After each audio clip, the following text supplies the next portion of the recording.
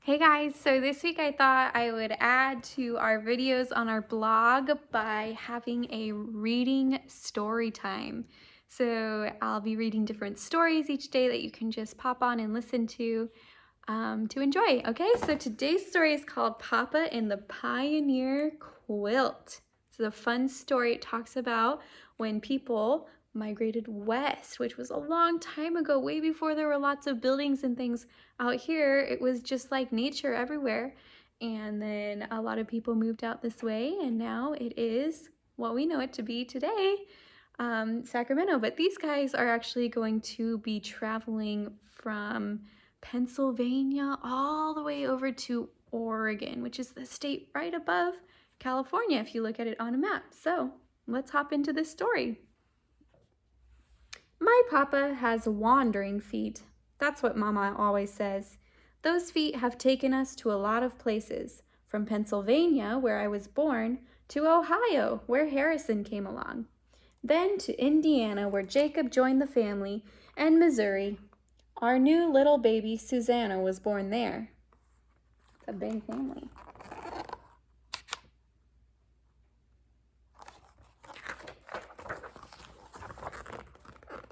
And now, Papa's feet have us wandering again, this time way out west to a place called Oregon. I didn't want to go. I loved our little farm and my pet calf Dolly and Grandma living just down the road. But Papa said, "I hear tell land out there is the finest a man could want." And Mama said, "We have to go, Rebecca. This is Papa's dream." So we set out in early spring by wagon train. Here they are, traveling wagon train.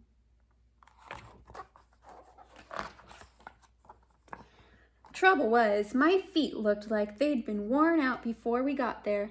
I walked along beside the wagon 10, 12, sometimes 15 miles a day.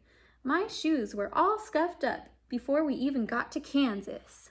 That is a long ways to walk. It's a lot of miles.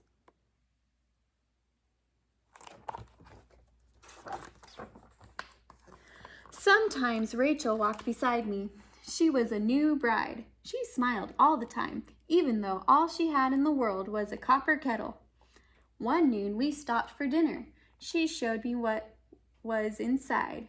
Little scraps of fabric. That's all. Just old bits of this and that. "I'm sewing them into a quilt," she told me. "So when Thomas and I get to Oregon, we will start our life with a kettle and a quilt." I liked that. Turning old bits of this and that into something new. Maybe, I thought, I could make a quilt too. So I asked Mama. "That's a wonderful idea," she said. "You collect the scraps and together we will sew the quilt." Mama gave me a big string bag. The first thing I put in it was a handkerchief Grandma gave me when we left. Her tears were still on it.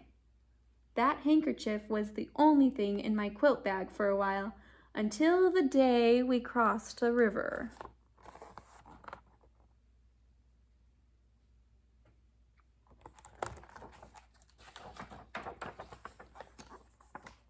Oh, that river the water was flowing fast.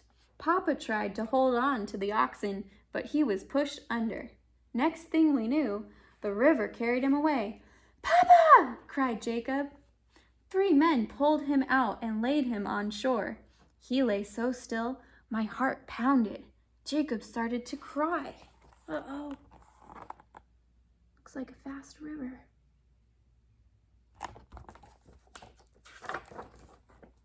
Then Papa opened his eyes and he was all right. But not his shirt, ripped from top to bottom. Even Mama couldn't sew it up again. So into my quilt bag it went.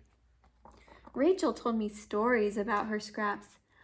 "This one is from my daddy's old coat, and this is the bonnet I wore to church, and that is a piece of my mama's apron, and the breeches my brother Isaac wore when the dog bit him." Her eyes filled with tears. I may not see any of them ever again. We decided to trade a piece of my father's blue shirt for a bit of her mama's checkered apron. I added it to my quilt bag.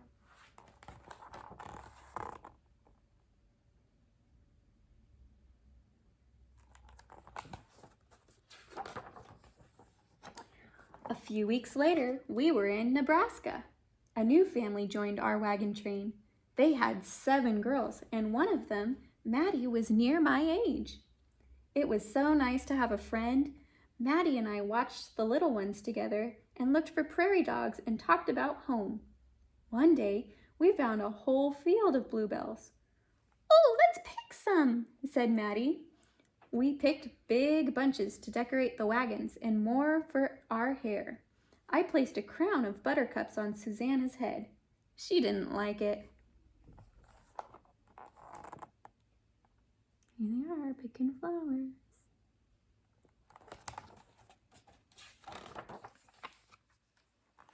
Maddie walked with me through all of Wyoming to where the trail split off for California. There we sadly waved goodbye. "Wait!" She came running back, pushing her sunbonnet into my hand. "Keep it for your quilt," she said. My pesky brother Harrison could never sit still. He'd fallen out of the wagon 3 times. The last time was the worst. The wagon behind us ran right over his foot. Papa said it wasn't broken, and Mama hugged him close. Then she saw his breeches, all in tatters. "You scamp," she scolded him. "How are we going to keep you in clothes till we get to Oregon?" So I got something else for my quilt bag.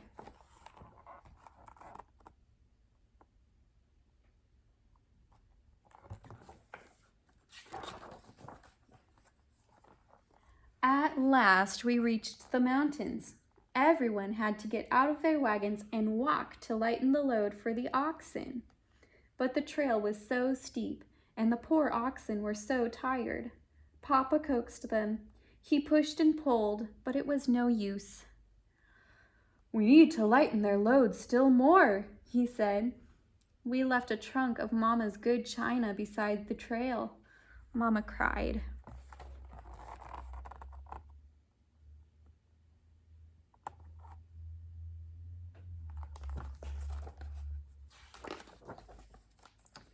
But we made it over the mountains. On the way down, we came upon a broken wagon, its contents all strewn about.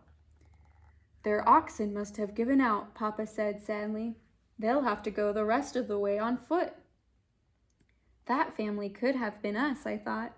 I looked at a pretty tablecloth. "It's all right," said Mama. "No one will be coming back for it." My quilt bag was starting to fill up.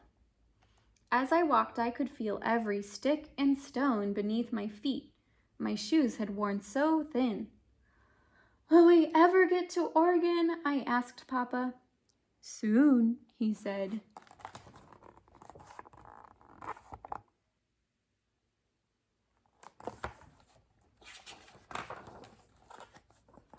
We trudged on, up more mountains, across streams, down rocky hills. The nights grew cold. One morning, the wagon covers were dusted with snow.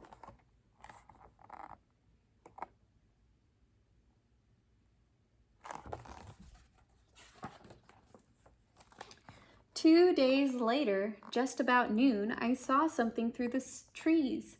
Spread out below us in the sunshine was a wide, beautiful green valley. "Is that Oregon?" I asked. "Yes," said Papa.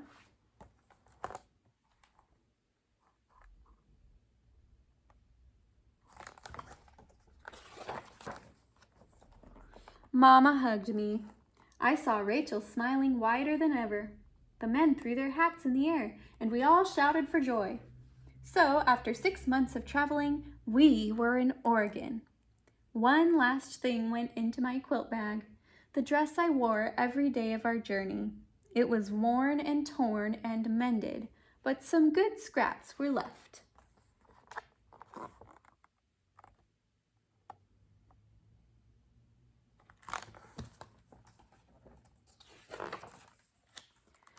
We had a cabin now with 40 acres of land, the finest farmland he'd ever seen, Papa said.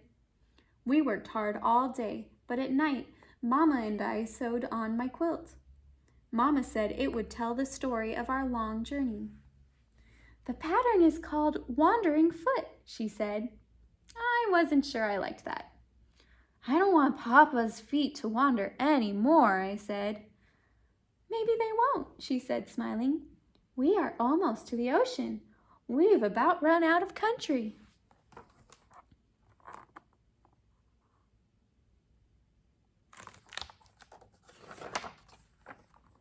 Now my quilt is finished, and so far Papa's feet have stayed put. I'm hoping really hard we will too. There's the finished quilt.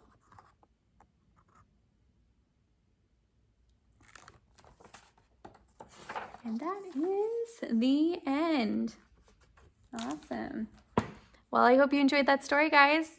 Thanks for listening today. We'll see you tomorrow. Bye.